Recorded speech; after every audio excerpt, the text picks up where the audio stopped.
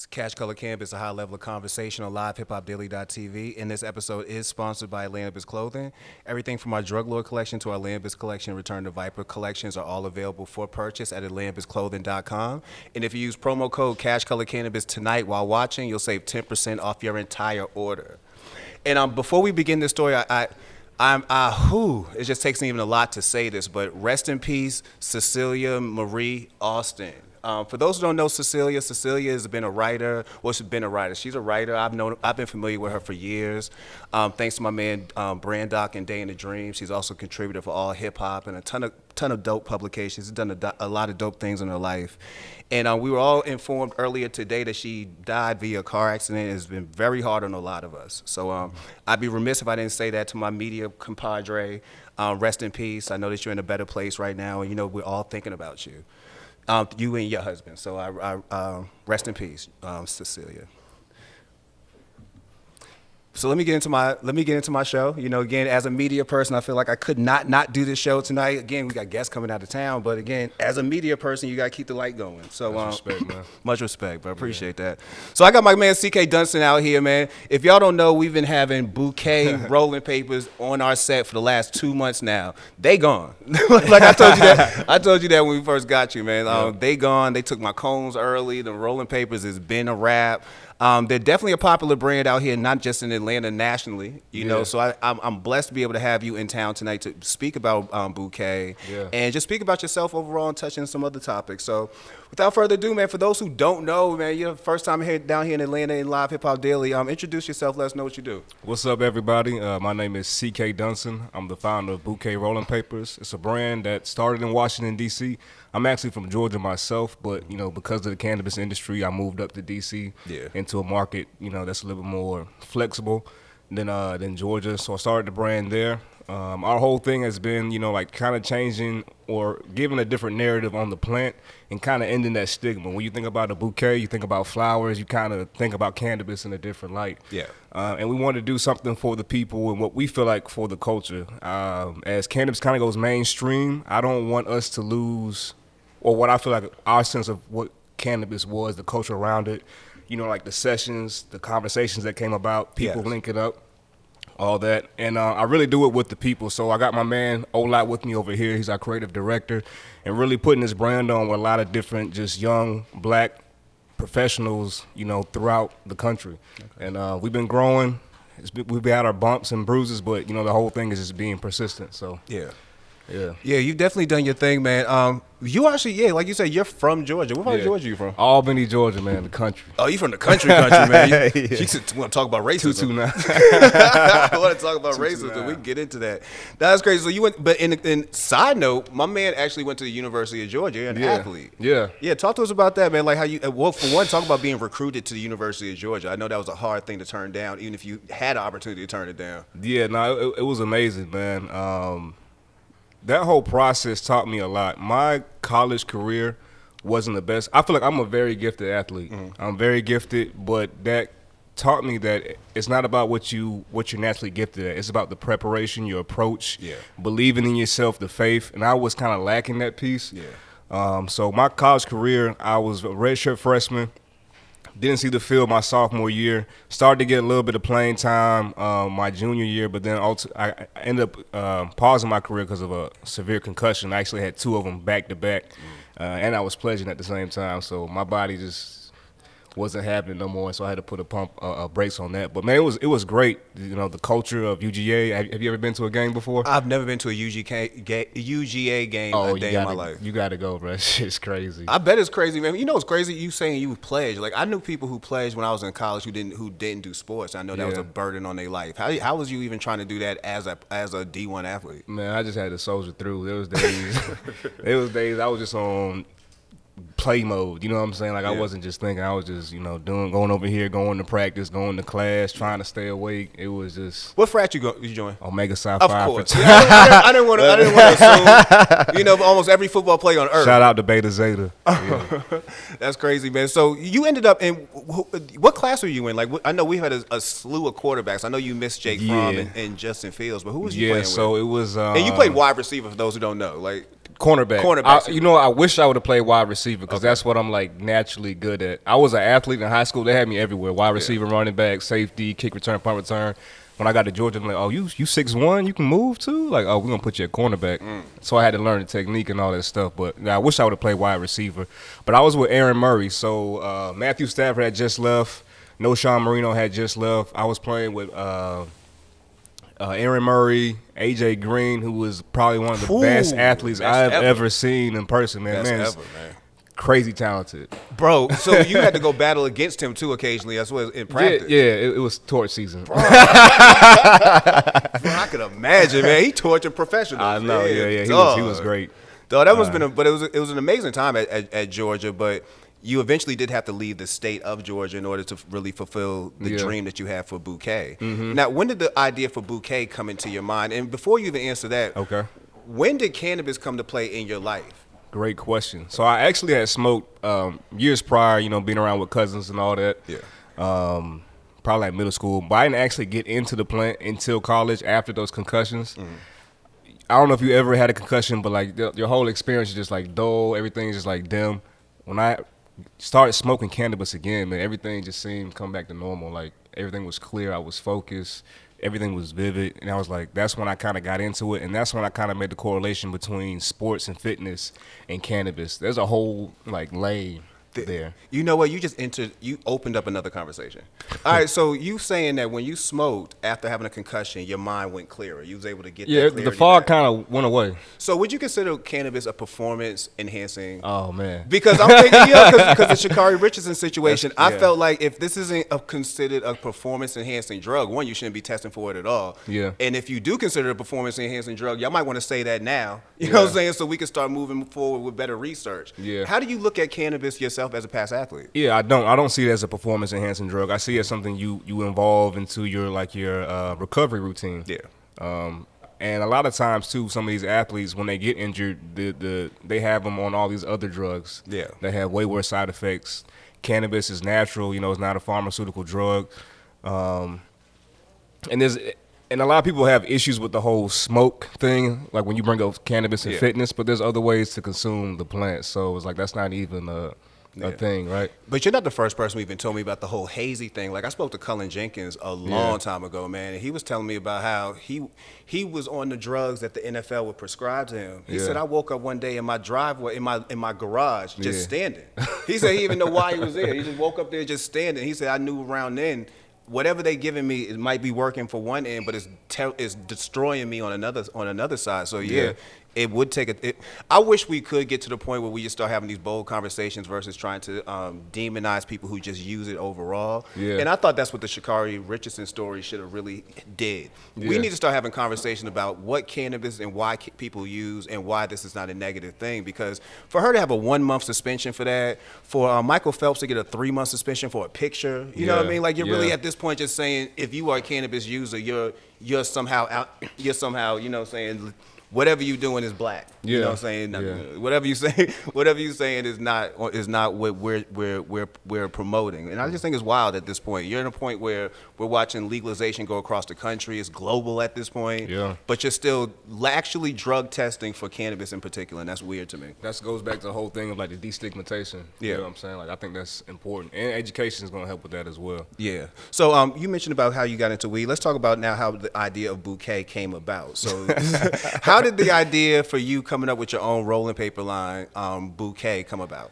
I'm the type of guy where like I look at my cards, right? I feel like I'm very honest with myself. I look at the cards that I've been dealt in life. I know I wanted to be in the industry, and I knew that at this moment, like having to spend all the typical stuff when you think about being in the cannabis industry wasn't in my cards.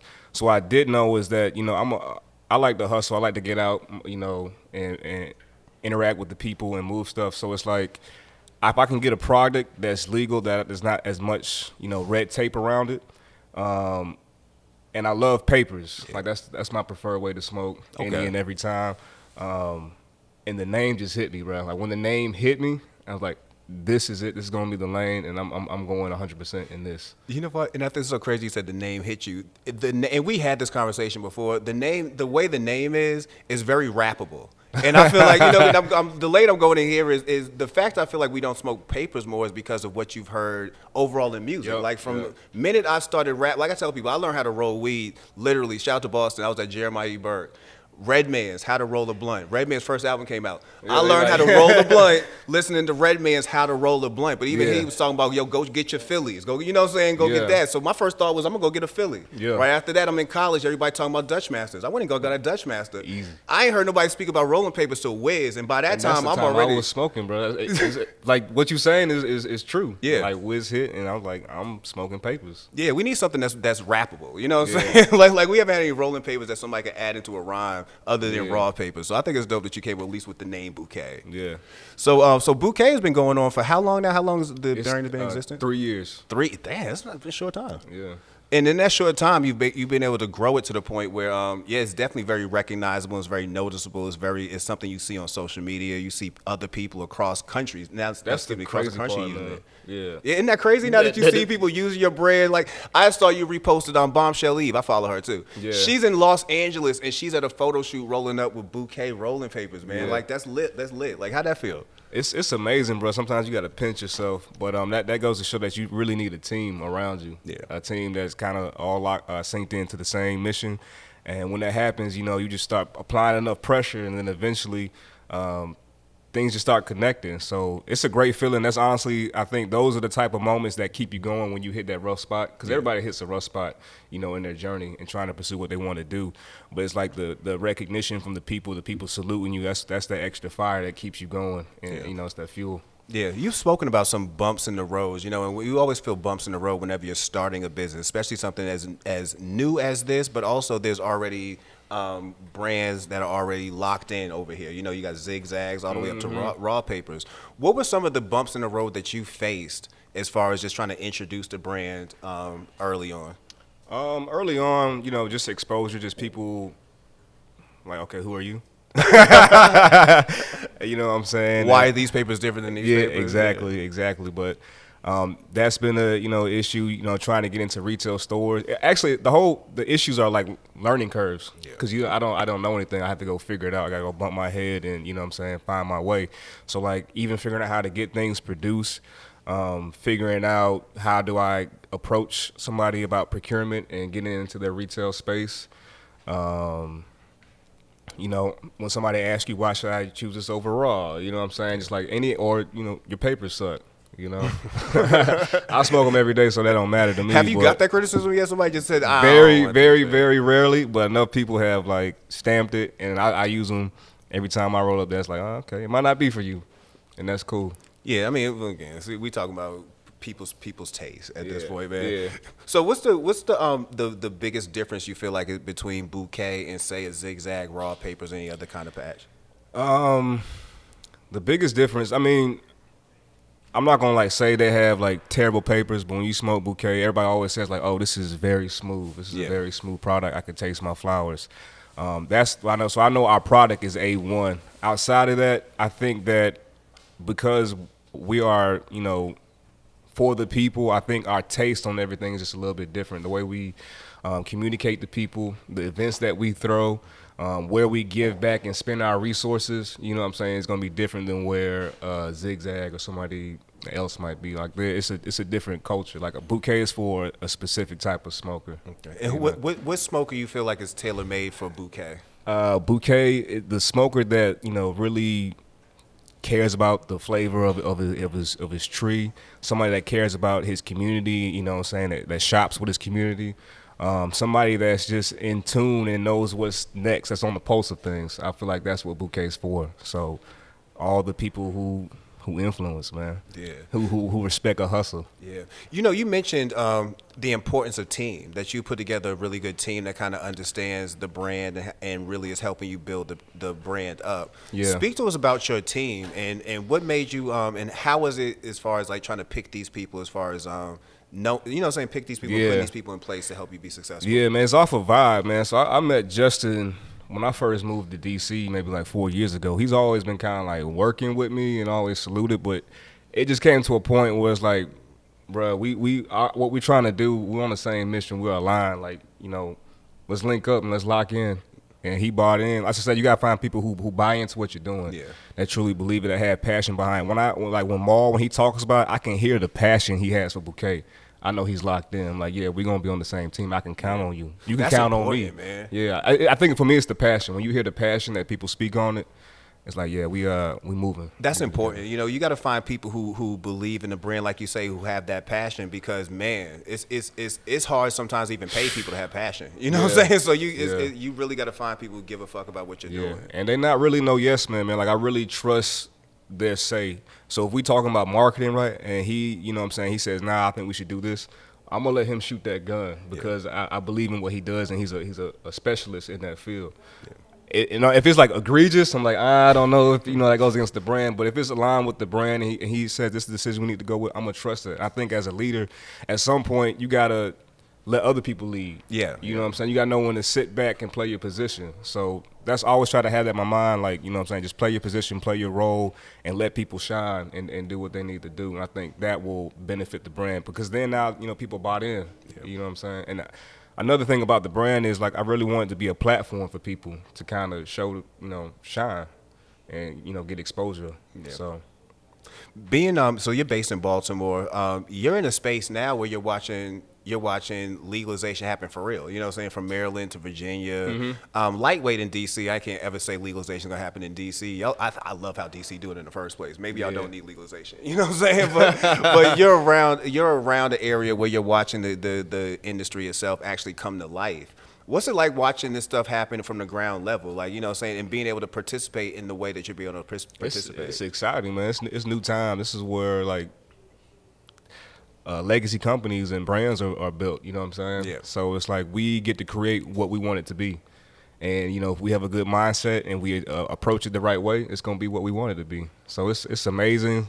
Sometimes, you know, like I said, you pinch yourself. Like, is this really, like, if you would have told me 10 years ago that we would have legalized cannabis and all that, like, bro, I'd have laughed dead in your face. I'd have laughed dead in your face. You know what I'm saying? Like, it's crazy to me. It's crazy that we have seen this level of progress. You know, I was watching old videos. Matter of fact, I was watching Currency back when he had his Jetflix series. Yeah, I remember those. 2013, I'm watching Currency. He's going across the country doing his tour. It's 2013. And he's talking about smoking weed, his crowds going ham and shit like that. That was wild to me, bro. I'm thinking to myself, bro, you about another year and a half, 2 years away from walking into a whole different world. Like 2013, you don't even imagine how close you are even at that moment to seeing legalization happen from Colorado and then a trickle down to across the countries. So we're in a space now where we should be honored to be in. You're in a new space, like you say, legacies built at this time. So yeah. I'm sure you know what I'm saying, with everything that you're doing too. Like you see it, you peep it. Yeah. How is like the Atlanta scene? Is it?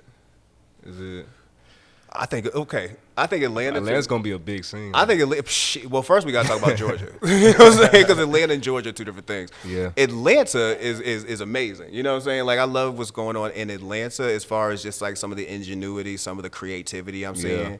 I feel like a lot of it's being held back because of Georgia itself. You know what I mean? Like, we don't have the people in place right now to kind of run the plays that can really get us not just legalization, not just decriminalization, but get us in a conversation where we can have anything close to, like right now there's six licenses for the hemp CBD dispensaries. Yeah.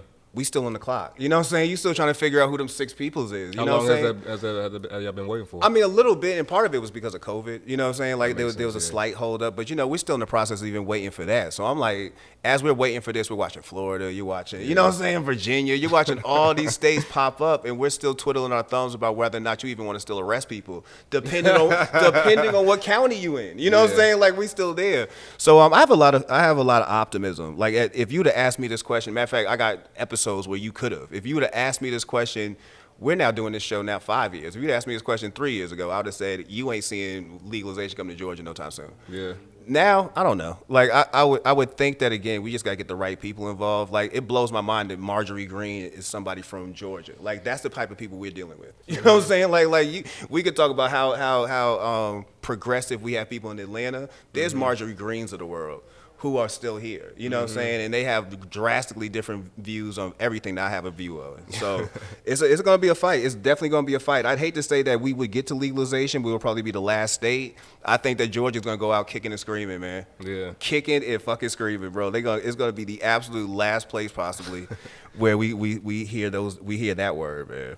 Hey, but when it happens, though. Oh, but when it happens.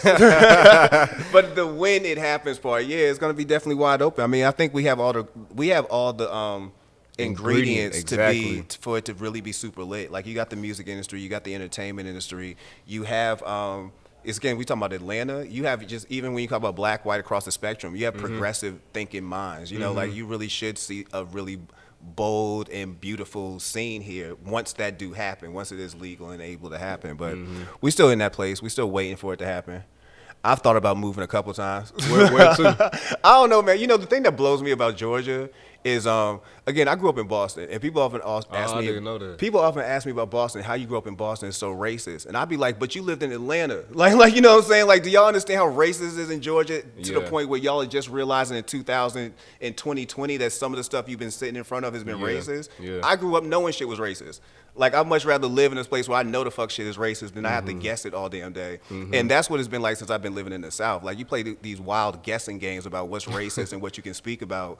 Where in Boston, it's like, I know I can't go here, and they know they can't come here, so we good. Yeah. You know what I'm saying? Like, everybody. Clear lines. Clear lines. I would really prefer clear lines, but I can't wish that upon nobody. How long have you been in Georgia for? I've been down here since 2012, and before that, I was living in North Carolina. I went to John C. Smith, so I was in North Carolina for a while, and that's another place. I wish I see North Carolina really get into legalization. Like, that's a place where you talking about growing. They replace all them tobacco fields and all them tobacco grows. Like, they have the land, they have the infrastructure. The infrastructure in place. Like, you literally have it there. You just got to swap over. So I thought about it. Like, sometimes y'all drive me crazy in the South. Like, I can't understand how y'all do this sometimes. Sometimes, man. Like, I remember driving to Columbia, and this was before Sister took down the Confederate flag. But I used to drive to Columbia, and you ever drive to Columbia, you know, the minute you get off the highway, the first thing you met with is that Confederate flag. Yeah. Like, you already know what it is. You know what I'm saying? Like, the minute you drive in that city, the first thing you're going to see over the state capitol is a waving Confederate flag. Yeah. They tell you the second what it is the minute you get there. Don't ask me about racism. You know what I'm saying? Like, you lived in this and they never blinked an eye. So, yeah, that part. That part be aggravating me. Like, we want to talk about racism. I can tell you about racism. Are we going to talk about what you've been living in, or are we going to talk about what I had to actually deal with? Because it's just two different things sometimes. So, as a former athlete, though, man, I know that you're now into the training and helping other people achieve their fitness goals. Do you tie in cannabis with any of your sessions, any of the things that you work out with people you work out with? I do with my own personal, but not with like the people I train. If they have, I make it known that I'm a cannabis user, and I use that, you know, in my recovery phase of my training and all that. So if they have questions, you know, I try to educate them. Like I said, I think education is very important, and I think it can actually help a lot of my clients. And some of them, you know, have pursued a med card, you know what I'm saying, and did their due diligence and are able to use cannabis as a part of their recovery routine. But I think, like just the way that you carry yourself, you know what I'm saying, like being physically fit, it kind of, they look at, like my clients are starting to look at it in a different way, especially when I used to work at certain gyms, like, you know, Equinox, shout out to Equinox, I learned a lot there. But, you know what I'm saying, it's like they don't, cannabis, weed. Bro, you need to go ahead and get them 420 training sessions in. Shout out to my trainer. Yeah, go ahead and y'all be getting them 420 sessions in. Man, I be seeing you, bro. You be putting that work in. I'm trying to, man. I'm trying to reverse the clock some. Like, I used to hoop back in the days. I get your whole thing about once you get to the college level, you realize it's less about how athletic you actually are and more about how you're going to prepare and how you're going to focus. I knew after my freshman year, I ain't preparing nor focusing for none of this grind, bro. I remember the first time they had me run a mile. I remember me and my boy Jason threw up. Me and my boy Jason threw up. I made it through the year, but I was like, bro, this is not what I'm going to keep doing. Yeah. Okay. Yeah, bro, I couldn't do it, man. I swear. And I'll be honest with it. That first mile, I plugged through the rest of that year. I made it. But, buddy, that first mile made me question life. Yeah. I know that feeling. Made me question life. Feeling. It was hot. We was all running. I'm sitting there thinking that every time, I'm like, yo, the longest I've ever ran was maybe like a 40-yard. You know what I'm saying? Like, we still running. Why are we still running? Why am I going up a hill at this point? You know, so I've been there before, man. But That's so crazy because yeah, with me and Dave, I'm trying to get back to that point where I felt like when I used to play ball. And Dave is my man. Dave, shout out to Dave, Charged Up Performance. He's a big supporter of cannabis for recovery. That's dope. Matter of fact, after I'm ever done with a workout, man, make sure you go get a big breakfast, roll you up an L, make sure you do that, get your stretch on and all that, man. So I think you should kind of implement that, man. Roll out a 420 sesh plan, man. I'm pretty sure I should throw an event, huh? Bro, they down for There it. we I'm go. trying to tell you, in the right space. I know for that too. Man, go ahead and go get that started, man. Let's do it. You get some real people in there. Look, when I make it happen, I'm like, shout out to you. Shout bro. out to me, man. How you feel about athletes getting into the space now? Because I mean, primarily I'm looking at Calvin Johnson. Like he's the Oh, I conversation. didn't even know that. Bro, Calvin Johnson is killing it, man. Yeah, Calvin Johnson said, after I got done with the NFL, I don't know, I'm gonna think about it. I'm gonna get fully into weed. Yeah, like I saw a picture of him in USA Today in a grow house. I'm like, yo, Calvin Johnson just said, fuck it, man. I'm all the Yeah. way over here. How you feel about athletes getting into the space right now? I love it, man. I think it's gonna help change the narrative.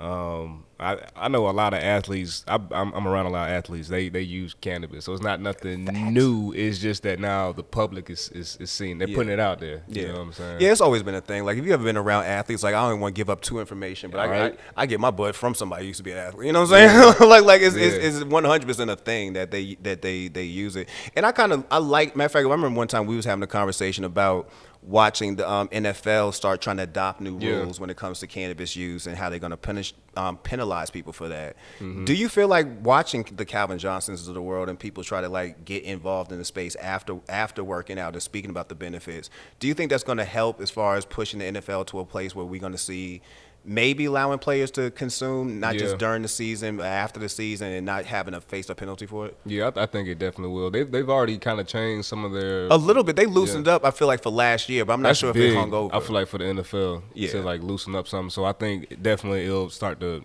go that way, especially if they can, get more research on it. I think that's a big thing too. I think the NBA is going to lead that 100%. conversation, man. 100%. The NBA Players Association, I feel like they're going to champion that heavy, man. You might see them actually like advertising for brands soon, like have cookie stamps on jerseys and shit. Hey, that would be crazy. Like see a I can almost hear Al Harrington right now throw a Viola stamp on a jersey. Man, go ahead. How much that cost? How much that would cost, man? That would be amazing, man. I feel like coming. Yeah, I feel like that'd be dope to see, man. Like I feel like we should be racing to that spot sooner than later, man. Definitely.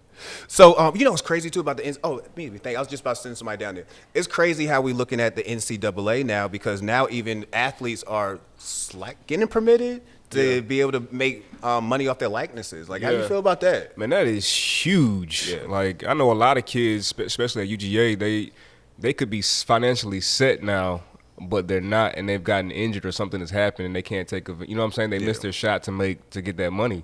So I think that's big, And for the fact that these the NCAA is making, and the schools are making so much money, off the back of these kids, and they say, oh, he got a scholarship, but scholarship is nothing compared to what they're actually worth. Bro, it's crazy. Like, I feel like if the NCAA just would have took this head on maybe 10 years ago, you would have had a whole situation in place now. Like, right now it's a scramble. Like, you have social media in place. Like, I don't know how people are making money. You know what I'm saying? Like, you could be an athlete on TikTok right now and getting a check. You wouldn't know that, unless you following their TikToks. Yeah. So it's going to be almost a wild, wild west, I think, for the first couple of years, where I don't know how they're gonna regulate. I love this. I'm gonna love to see how just this rolls out. Sit back and watch. Yeah, just sit back and watch, because like you mentioned, we've watched athletes go through this, man. I remember a buddy from Ohio State who got into problems for swapping jerseys for tattoos. Yeah. You know what I'm saying? Like shit like that. Like why can't I just advertise this tattoo company? And really get some free tattoos. Like rather than go through all the nonsense. Or even Miles Bridges, who had to, a $40 dinner.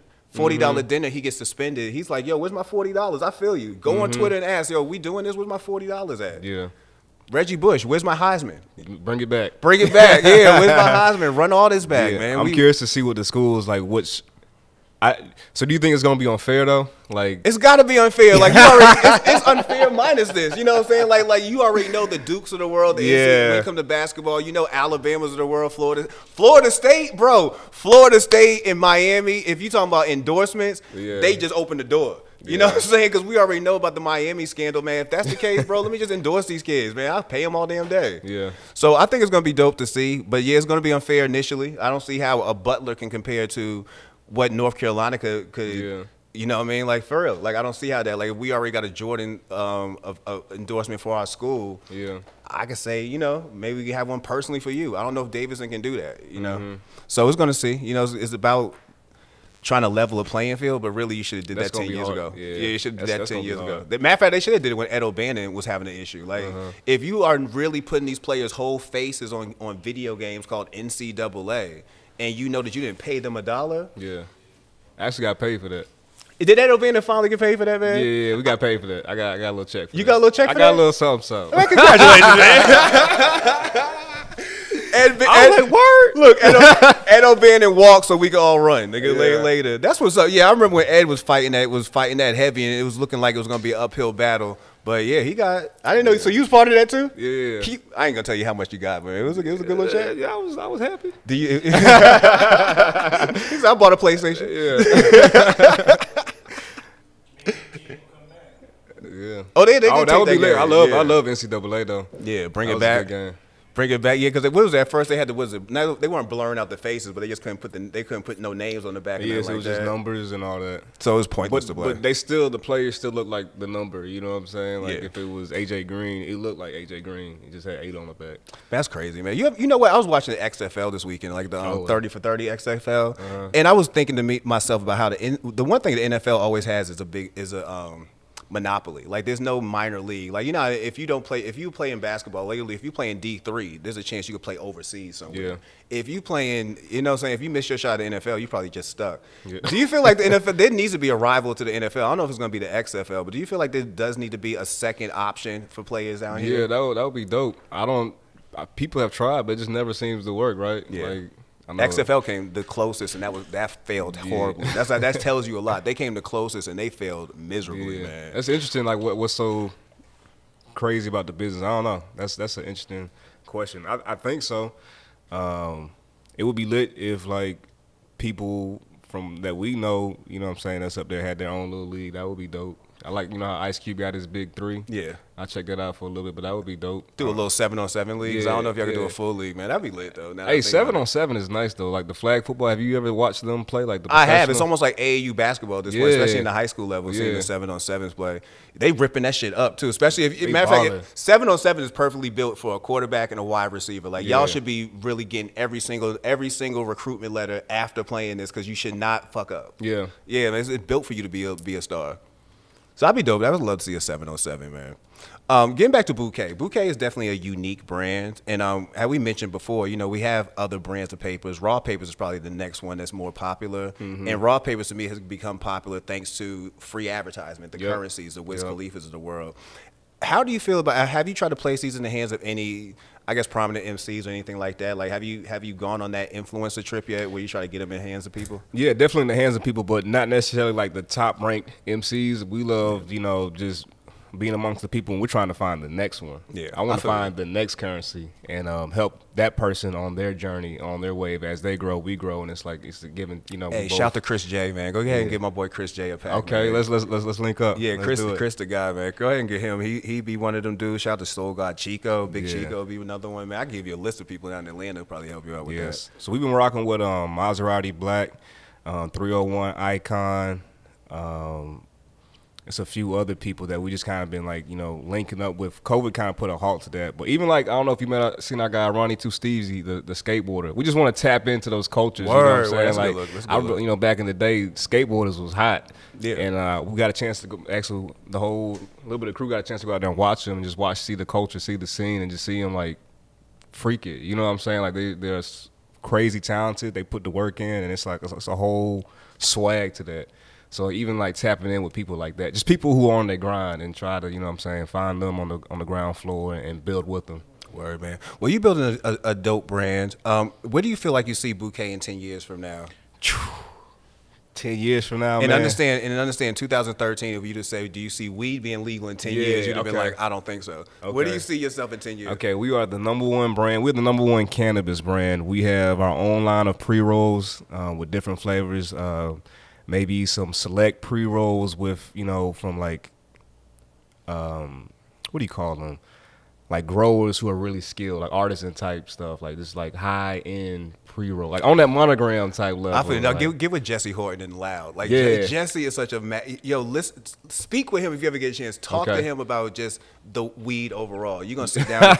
Yeah, you're gonna sit down and Jesse, let's link up, man. Yeah, and be in awe, man. That man love talking about weed, bro. Yeah. He's one of them people, the artisans type. Yeah. Yeah, so I feel you. And yeah, just really being that number one brand in the space. So we shooting for the stars. We gonna make it happen. Bro, I feel like you there, man. I really, I'm a supporter of the brand. You know, Yeah, I we went as hard as we appreciate it, could man. the last Yeah, couple yeah, months yeah. for y'all. Yeah. So before we get out of here, let people know how they can get in touch with Boque and what Boque actually has to offer if we do go to the website and do want to shop with y'all. Yeah, so you can find us at www.rollingbouquet.com. That's our website. All social media, rolling_bouquets. That's BOUQES. That's Twitter, Instagram. We just got our TikTok. Need to tap in a little Bro, I more. just got a with that. TikTok. Yeah, I got saw one that. yesterday, man. I'm scared of it. I saw that. But you said you scared of it. I was scared of it, man. Why? You know what? Because yesterday, right? So yesterday, full disclosure, I was high. So yesterday, I rolled up and I was playing around on TikTok, and I see now why people do love TikTok. I'm going through these filters, and I was having the time of my fucking life, and I was like, let me stop this. This gets super addictive. Yeah. That's what I'm scared of. I got you. You can sit there all day on TikTok. Just waste time. Don't waste time. But we have our papers, 1 1/4 king size slim. We got our bouquet bats. That's what we call our cones. Yep. I'm a fan of the Bouquet bats. Like that's my Yeah. joint, man.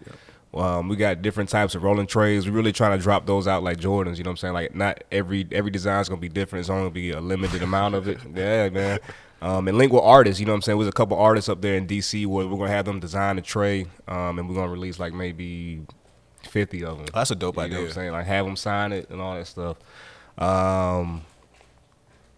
What else? We got swag like our, clothing, apparel, pins, however you want to, show support, stickers, glass tips, especially if you're trying to have a safe session. So you could just pass the J or the blunt. We got some for our blunt smokers too, where you could just pass it around. Everybody's got their own tips. You don't have to share the blunt or the J.